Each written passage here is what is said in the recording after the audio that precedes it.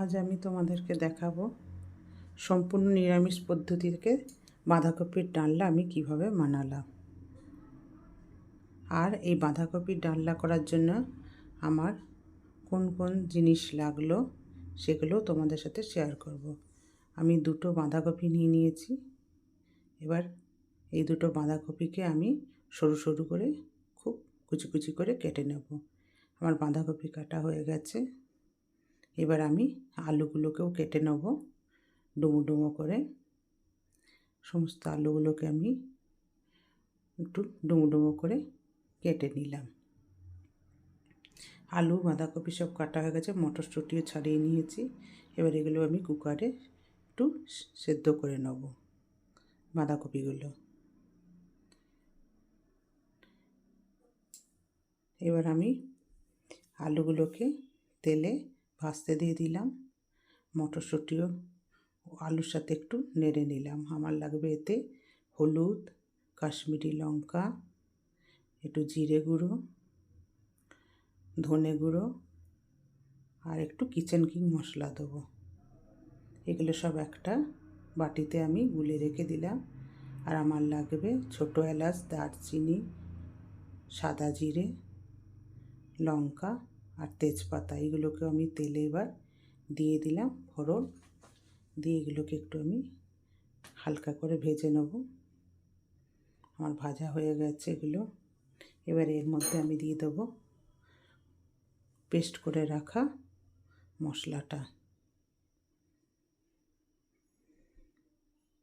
এটাকে আমি একটু ভালো করে কষে নেব মশলাটাকে। এবার দিয়ে দিলাম টমেটোটা দিয়ে এটাতে ভালো করে আমি কষে নেব। আর দিয়ে দিচ্ছি আদা বাটা। সব মশলাগুলোকে ভালো করে আমি কষিয়ে নিয়েছি। এবার এর মধ্যে আমি বাঁধাকপি সেদ্ধ করাটা আমি দিয়ে দেবো। দিয়ে ভালো করে মশলার সাথে বাঁধাকপিটাকে আমি কষে নেব।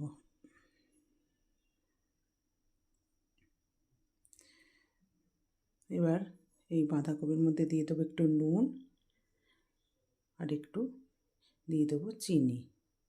দিয়ে ভালো করে কষে নিয়ে আমি এটাতে একটু ঢাকা দিয়ে দেবো।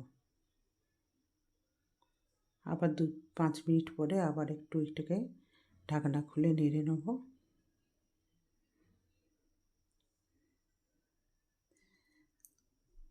ভালো করে আমি এটাকে নেড়ে নেবো। আবার একটু ঢাকা দিয়ে দেবো। ঢাকা খুলে আমি আবার এটাকে একটু নেড়ে নেব। আরও মিনিট 5-10 মতন আমি রেখে দেবো। এবার এটাকে খুলে নিয়ে আমি